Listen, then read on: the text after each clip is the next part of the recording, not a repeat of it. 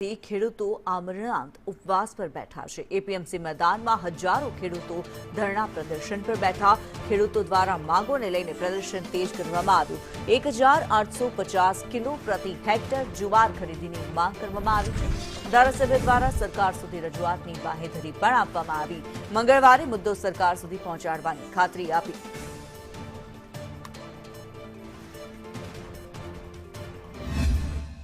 કારણે તમારે આજે આંદોલન કરવું પડ્યું છે? એમએસપીના ભાવથી જે જુવાર ખરીદી કરવામાં આવતી હતી એની અંદર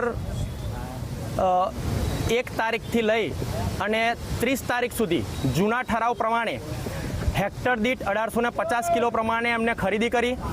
પહેલી તારીખે એક નવો ઠરાવ પાડી અને એવું કીધું કે હવે 1000 કિલો ખેડૂત દીઠ લઈશું। ત્યારબાદ અમે લોકોએ વિરોધ કર્યો અને ત્યાર પછી 10 તારીખે નવો ઠરાવ પાડી અને એમને એવું કીધું કે ખાતા દીઠ 1700 કિલો લઈશું।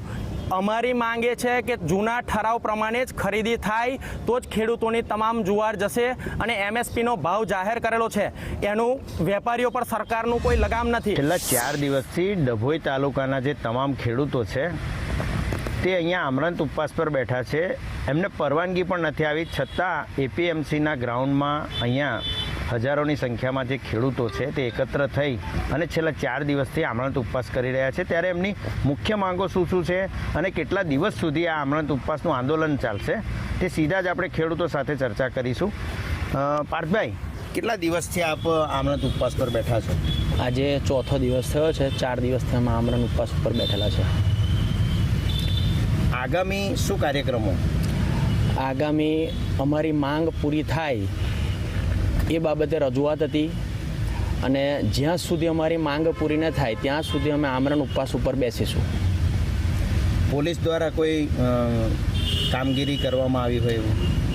પોલીસ દ્વારા અત્યાર સુધી કોઈ કામગીરી કરવામાં આવેલી નથી। આજે સવારમાં 1 કલાક પહેલાં પીઆઈ સાહેબ આપણા આવી, પટેલ સાહેબ આવી અને અમારા જે મુદ્દાઓ હતા એ વિષયની માહિતી લીધી અને અમને આશ્વાસન આપીને ગયા છે કે હું તમારી રજૂઆત ઉપર સુધી પહોંચાડવાનો પ્રયત્ન કરીશ।